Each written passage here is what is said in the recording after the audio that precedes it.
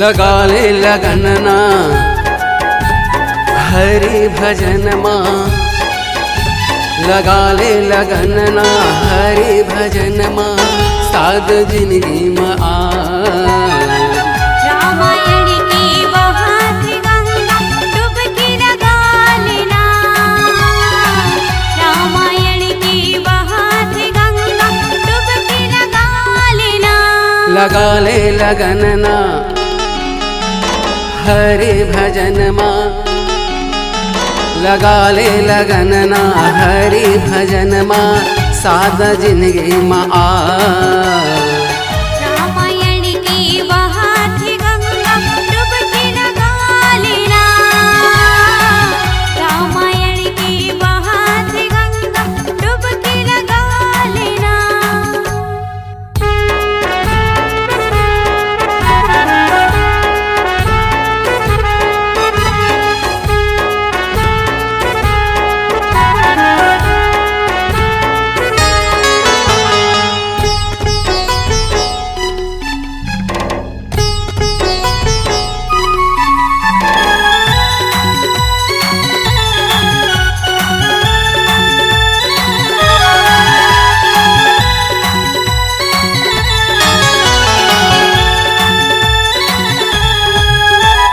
बड़ मुश्किल मात हर संगी मानुष तन ला पाए, का धर्म का कर्म करे तब ये दुनिया माए, का धर्म का कर्म करे तब ये दुनिया माए।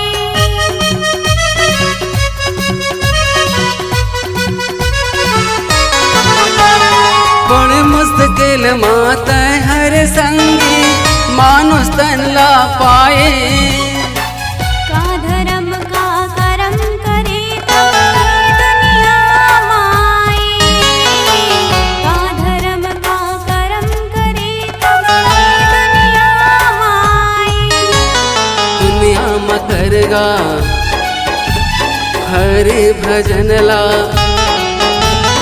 दुनिया में करगा हरि भजन ला, आना तेरे मतया। रामायण की बहात गंगा डुबकी लगा लेना, रामायण की बहात गंगा डुबकी लगा लेना।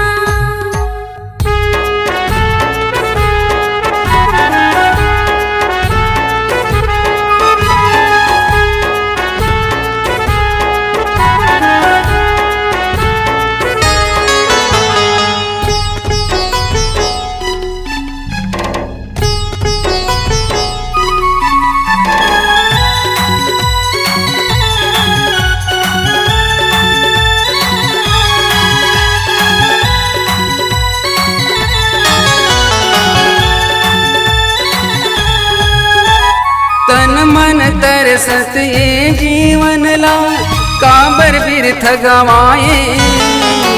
घड़ी घड़ी तुर सुरता भूला नहीं भुलाए, घड़ी घड़ी तुर सुरता भूला नहीं भुलाए।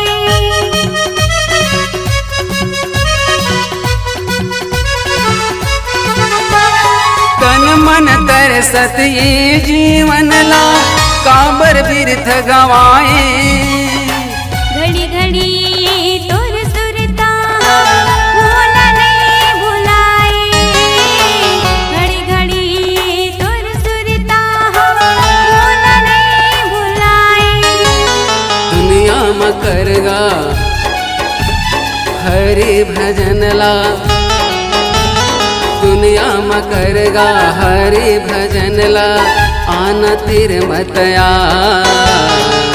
रामायण की बहात गंगा डुबकी लगा लेना,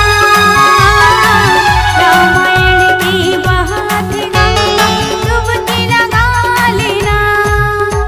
लगा ले लगन ना हरि भजन माँ, लगा ले लगन ना हरि भजन माँ, साध जिंदगी में आ। रामायण की बहात गंगा डुबकी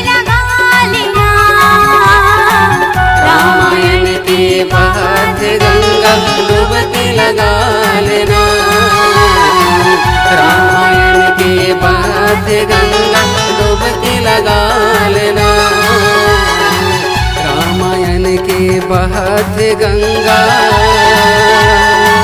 डुबकी लगा लेना।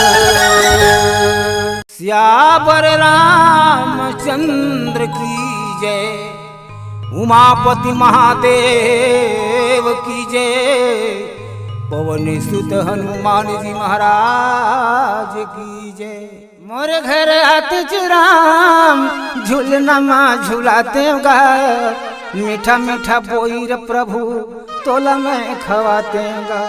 सावन भादो कसमुर आँखी ले आंसू बरसेगा, तोर बिना राम मोर नैना तरसेगा, तोर बिना राम मोर नैना तरसेगा। कौन दाई हो इसने कहा तुम हो?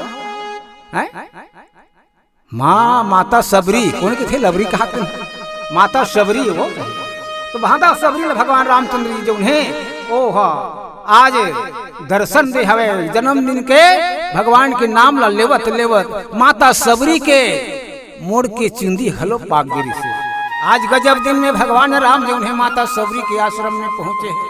अब भगवान लत कभू देखे नहीं नीचे, लेकिन माता सबरी भगवान लत देख करके कहा कि थे गोस्वामी तिहा सबरी देखी राम गृह आए, मुनि के वचन समुझी दिए भाई। भगवान कृष्ण है श्याम गौर सुंदर दो भाई, और सबरी परी चरण लपटाई। श्याम वर्ण गोरा रंग देख करके नख से लेकर के सिर तक के माता सबरी भगवान के दर्शन करते। एक बार कहूँ भगवान के दर्शन हो जाए तो कोटि जन्म के प्राणी के पाप कट जाते। आज माता सबरी भगवान ला देख करके तक तकी छा गए कर नेत्र जो हवे तो गजब दिन भगवान से मुलाकात हो रही से। तो माता सबरी जो उन्हें सुंदर निर्मल जल ला करके भगवान के चरणार बिंदल धोवत है। सादर जल ले चरण पखारे, अति सुंदर आसन बैठारे। माता सबरी रहे तुम्हां दोनों भाई राम लक्ष्मण जी ला आसन में बैठारे है और चरण ला रगड़ रगड़ के धोए। ओकर बाद में भगवान राम बर लक्ष्मण जी बर माता सबरी रहे तुम्हां नाश्ता पानी लावा। का नाश्ता लावत है? कंद मूल फल सुयस यति दिए राम कहानी, प्रेम सहित प्रभु खायो बारंबार बखानी। आज भगवान श्री रामचंद्र जी सुंदर नाश्ता करते थे। का नाश्ता? कंद मूल फल। अन्य रामायण में पोईर के नाश्ता बताए, लेकिन भगवान राम जो है माता सबरी के आश्रम में आषाढ़ के महीना में पहुंचे। रिमझिम रिमझिम पानी है गिरत रहा है, वही बीच में भगवान जो है माता सबरी दर्शन दे है। आज माता सबरी के कुटिया में भगवान राम लक्ष्मण जी विराजमान है। धन्य है माता सबरी जी। बोल दे सियावर रामचंद्र की जय।